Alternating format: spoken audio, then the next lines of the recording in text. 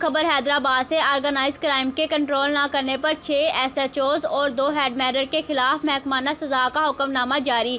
SSP Hyderabad Sajid अमीर सिद्दोई ने organise crime की मौजूदगी और कंट्रोल न करने पर हैदराबाद के 6 थाना जात SHOs और हेड मेडर के खिलाफ महकमाना सजा का हुक्मनामा जारी कर दिया।